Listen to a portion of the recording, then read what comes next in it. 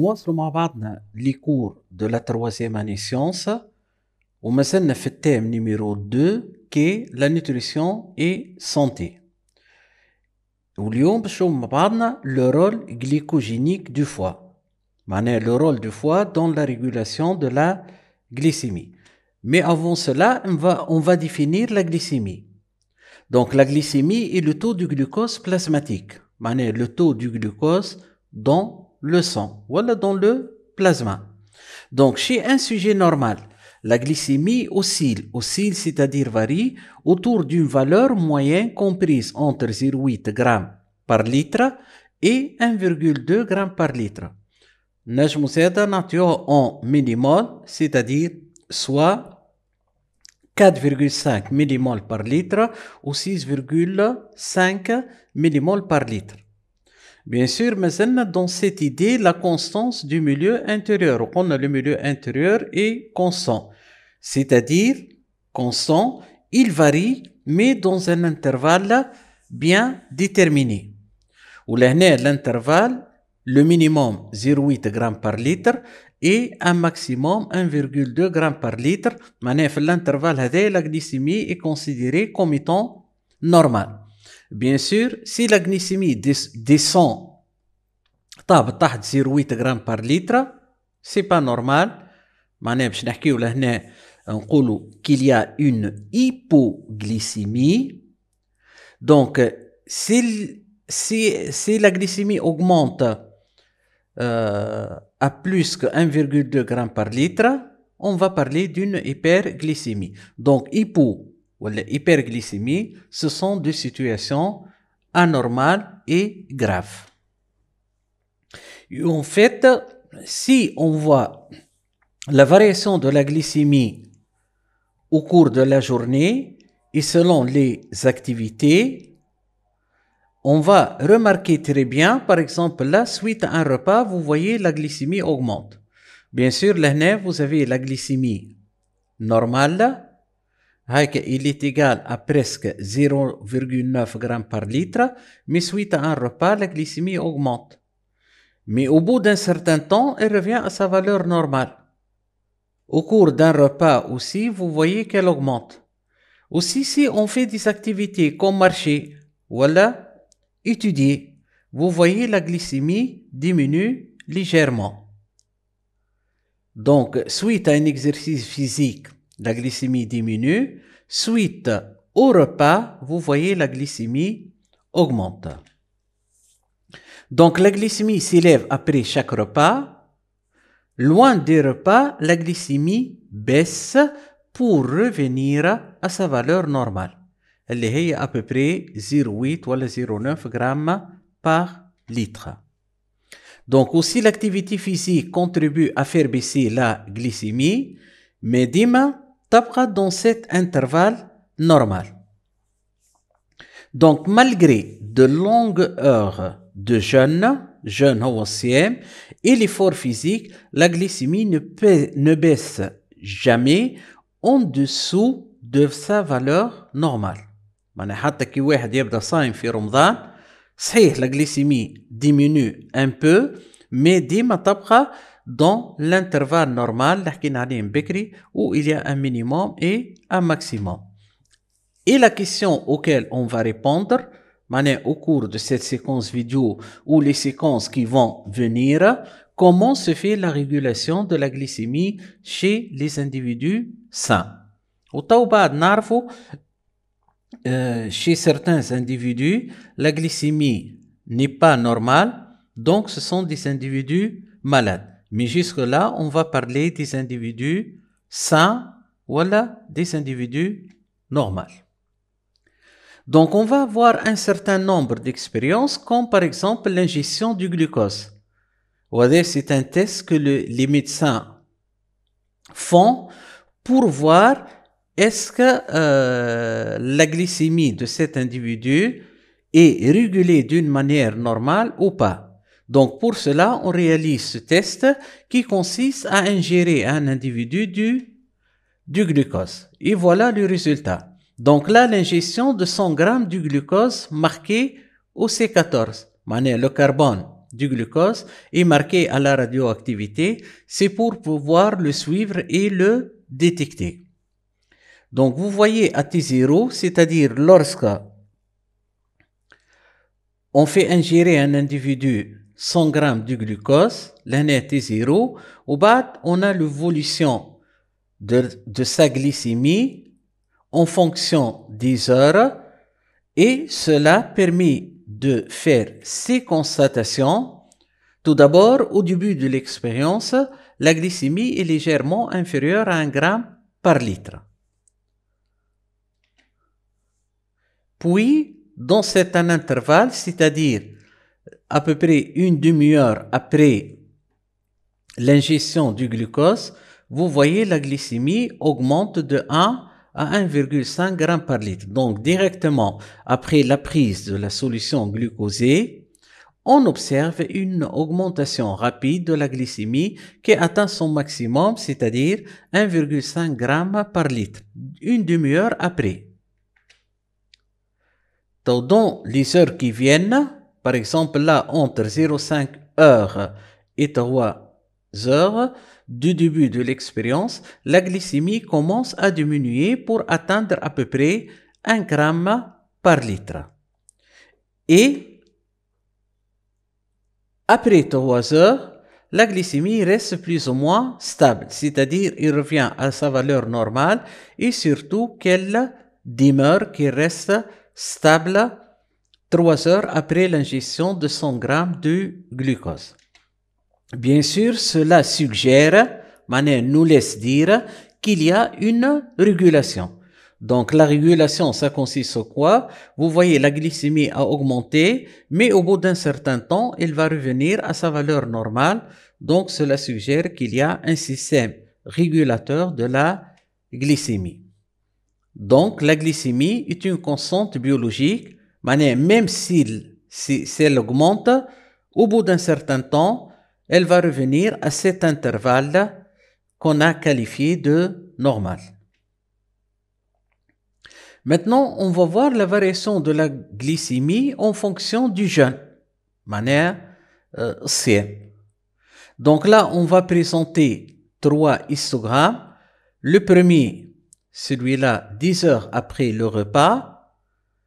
Ce deuxième histogramme, après un jeûne de 3 jours.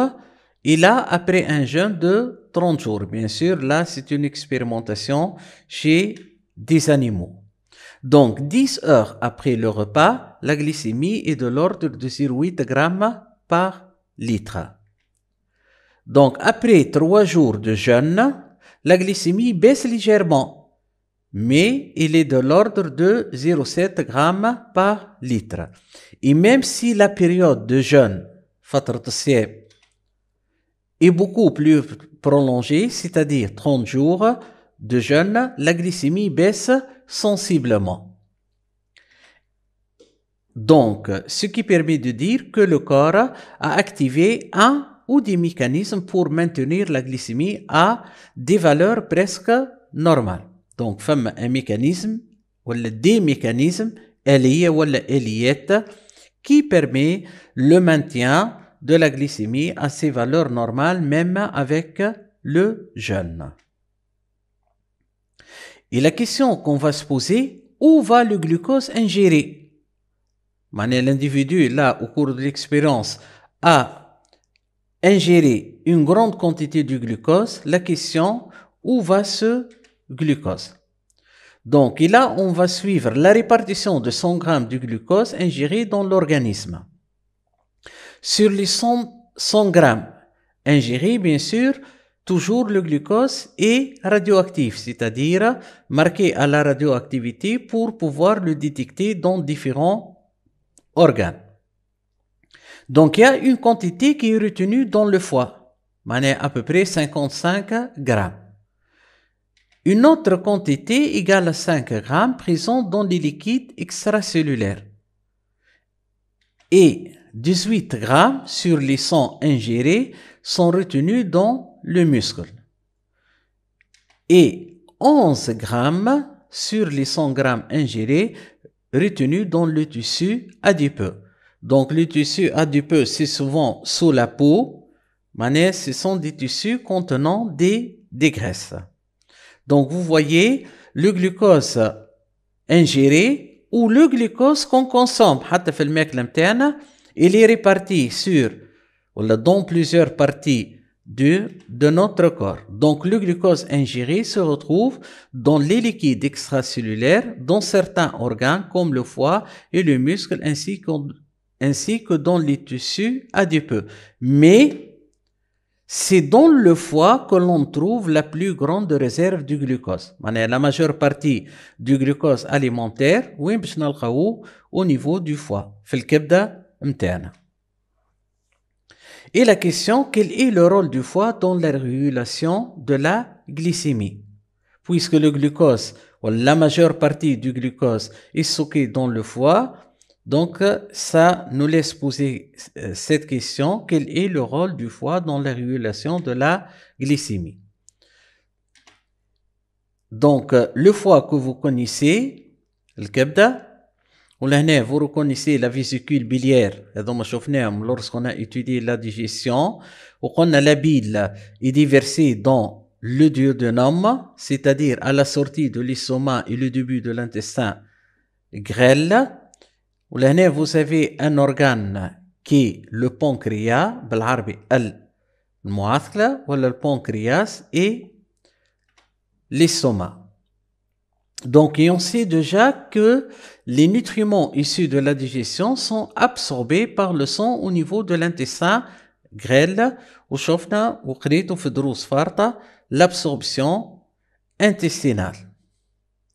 Donc, et les nutriments, on s'intéresse au glucose, possèdent un trajet qui est le suivant. À la sortie de l'intestin, les nutriments ou le glucose vont se diriger vers le foie par la veine porte hépatique. C'est cette veine-là, comme son l'indique, c'est la porte d'entrée dans le foie. Puis, les nutriments sortent par la veine sous-hépatique que vous voyez là. Donc, là, on a sorti l'entrée plutôt dans le foie par la veine porte et la sortie par la veine sous-hépatique. Et bien sûr, à la sortie du foie, le sang va se diriger vers le cœur et du cœur vers tous les organes de l'organisme.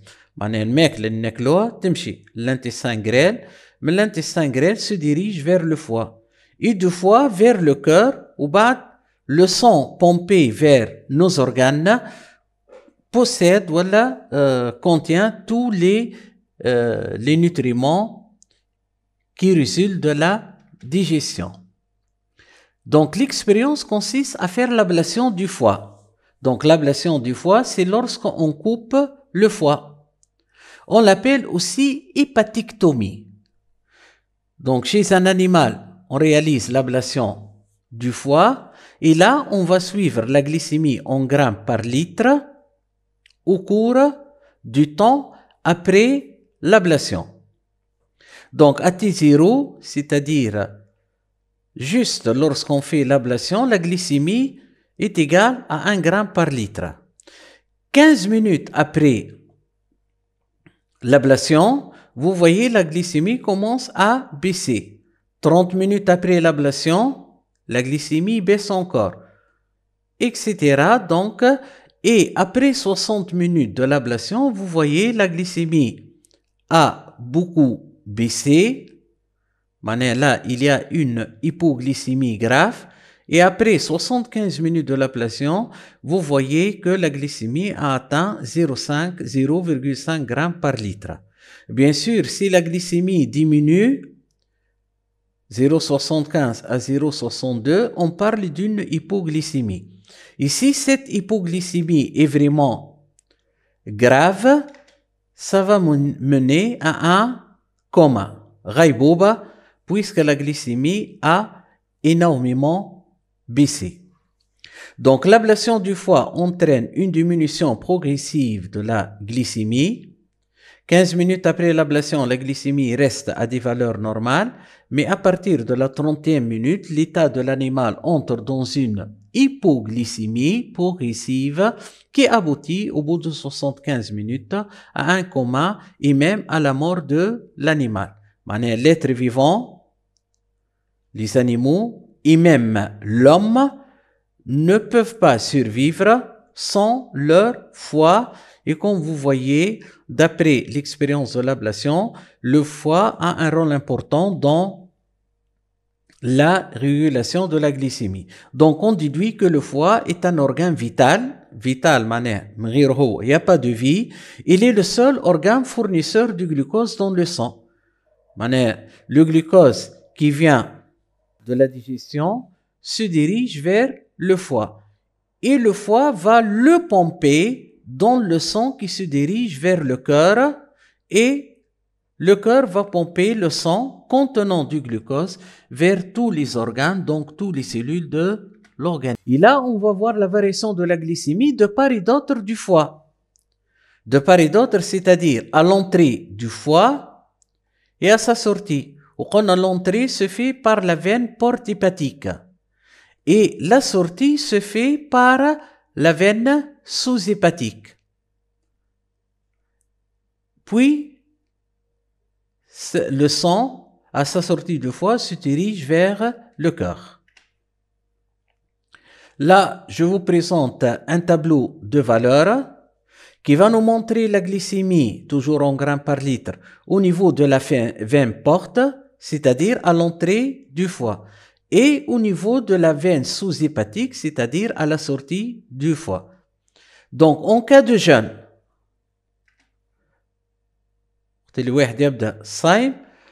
le sang qui entre dans le foie contient 0,2 g par litre.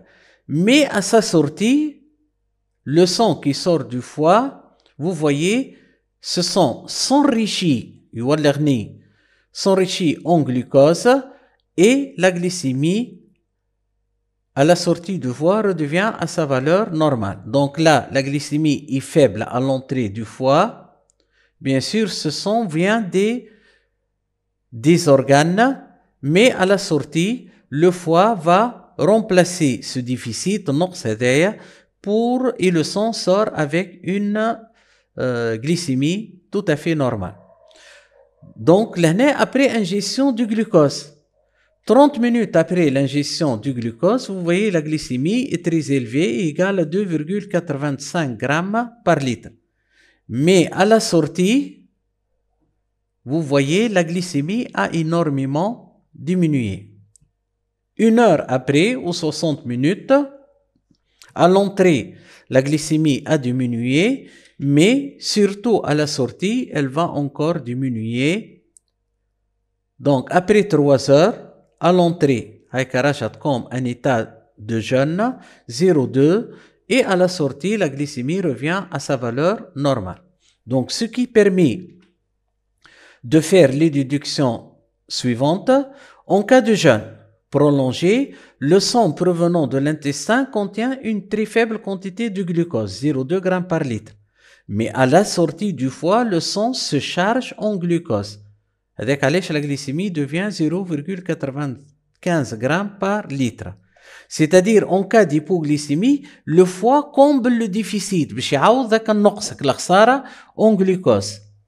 Donc, et à sa sortie du foie, le sang présente une glycémie normale.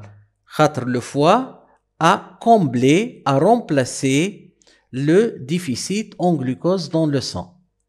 Maintenant, après ingestion du glucose, où la glycémie devient élevée au niveau de la veine porte, à l'entrée du foie, 2,85 g par litre, mais à la sortie du foie, la glycémie diminue et redevient presque normale. Et cela suggère de dire qu'en cas d'hyperglycémie, le foie capte l'excès de glucose alimentaire et va le stocker dans le foie. Le foie a deux rôles. Quand le glucose dans le sang est faible, il va fournir du glucose. Maintenant, si le glucose dont le sang est très élevé, qu'est-ce qu'il va faire? Il va capter l'excès, l'excès, et il va le stocker. En quoi? On va le voir plus loin. Donc le foie, organe source du glucose. معناها هو اللي يعطي le glucose pour tous les organes et tous les cellules de l'organisme. Et là, on va voir une expérience historique réalisée par un célèbre physiologiste français, Claude Bernard. Et cette expérience est très ancienne, réalisée en 1855, qu'on appelle l'expérience du foie lavé.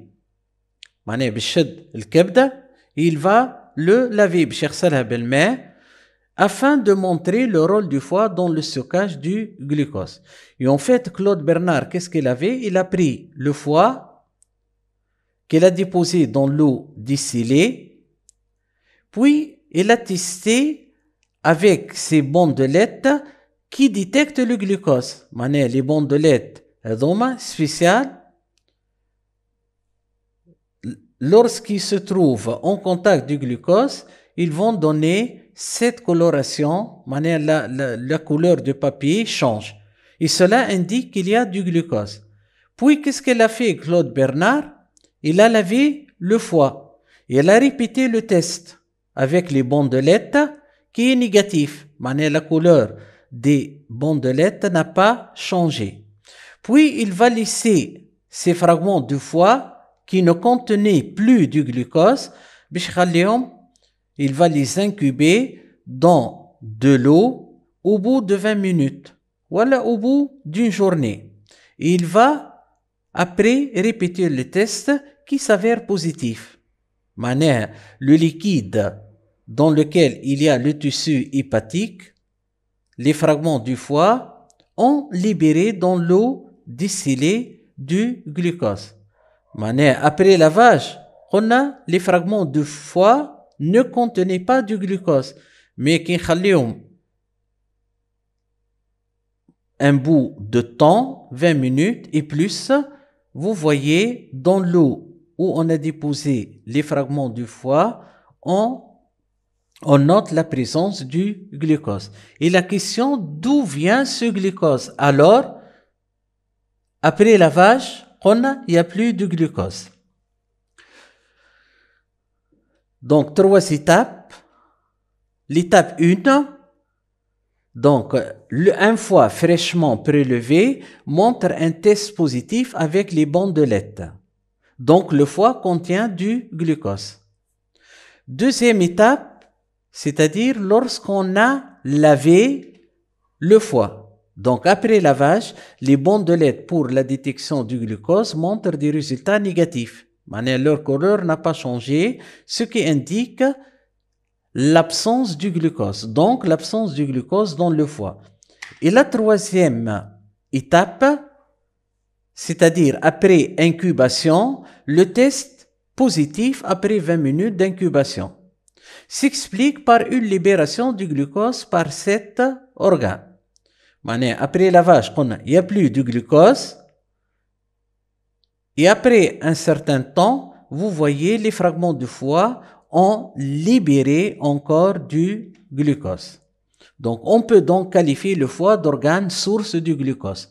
Le foie contenait du glucose sous une autre forme qu'on va voir tout à l'heure. Dans le foie, il y a 2 substances glucidiques. Les glucides.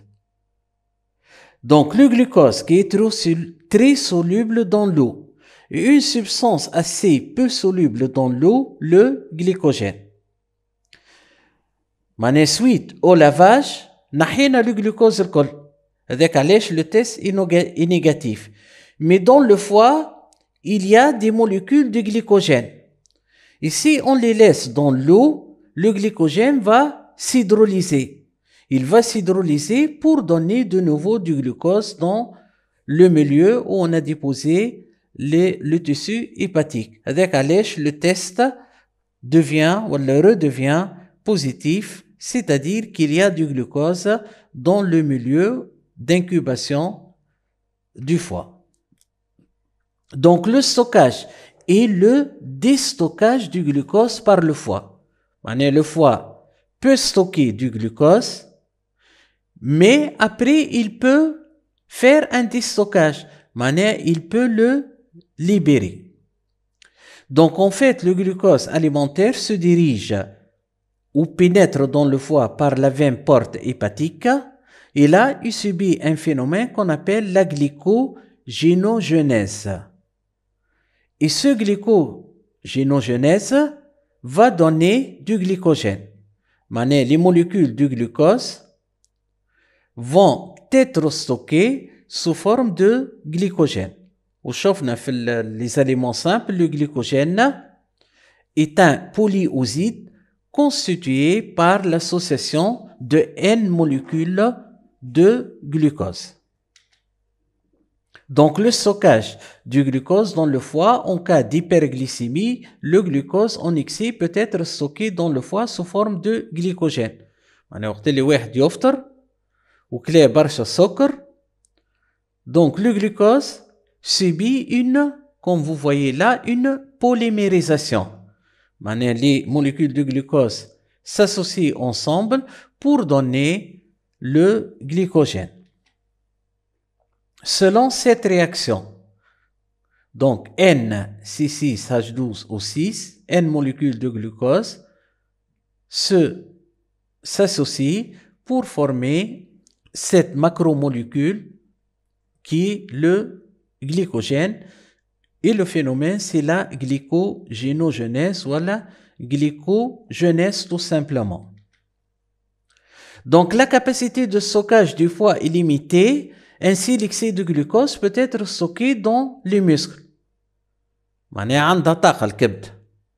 ما تنجمش انت تاكل السكر comme tu veux وتقول الكبدة il va stocker.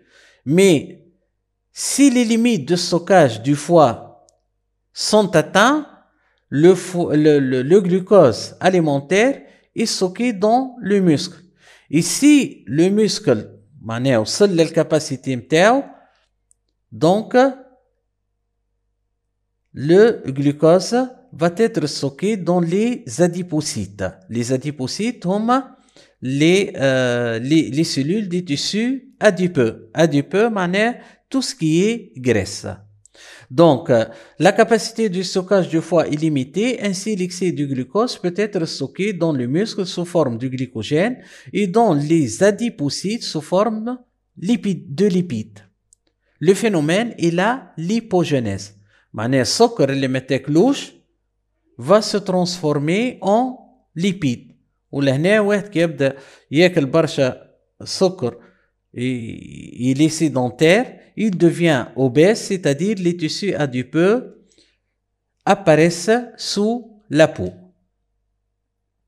Maintenant, en cas de besoin, le glycogène est hydrolysé pour libérer du glucose dans le sang. Et le phénomène est la glycogénolyse. فيها كلمتين glycogène et lyse. Lyse, c'est-à-dire destruction. Les molécules du glycogène sont détruites pour libérer du glucose dans le sang. Donc, le déstockage du glucose en cas d'hypoglycémie, il y a libération du glucose par le foie dans le sang. Il se produit en effet une glycogénolyse dans les hépatocytes. Les hépatocytes sont les cellules hépatiques ou les cellules du foie. Le nom est foie et l'adjectif du foie est hépatique. Selon cette réaction, qui est une réaction d'hydrolyse, le glycogène plus NH2O libère du glucose dans le sang. Le phénomène est la glycogénolyse. Donc, dans certains cas, l'acide aminé et les acides gras, et au niveau du foie, se transforment en glucose. Bien sûr, c'est du glucose qui vient de substances non glucidiques, comme les acides aminés et les acides gras. Donc, on l'appelle le glucose néoformé. Néo, c'est-à-dire nouvellement formé à partir de substances non glucidiques. Et le phénomène, c'est la néoglucogenèse. Néo, jdid, nouveau. Glucogénèse, c'est la formation du glucose à partir de substances non glucidiques. Bien sûr, le glucose néofermé, comme vous voyez, peut rejoindre le sang et assurer le maintien de la glycémie à ses valeurs normales. Donc, le glucose peut être synthétisé à partir de composés non glucidiques comme les acides aminés et les acides gras au niveau du foie. Ce mécanisme s'appelle néoglucogénèse. معناها وقت اللي تبدا عندنا حاجة ماسة pour le glucose et l'individu n'a pas mangé dans son alimentation, il n'y a pas de glucose, donc il est possible de former du glucose à partir des acides aminés et des acides gras. Donc notez bien, la cellule hépatique est la seule cellule qui permet une sécrétion interne du glucose car elle renferme une enzyme, le glucose 6-phosphate. Par exemple, le glucose stocké dans le muscle ne peut pas être libéré de nouveau dans le sang. Donc, le glucose stocké dans les adipocytes ne peut pas être libéré. Donc, la seule cellule qui peut stocker le glucose et le libérer après de nouveau, ce sont les cellules hépatiques du foie. Donc, il le libère grâce à cette enzyme, le glucose 6-phosphate.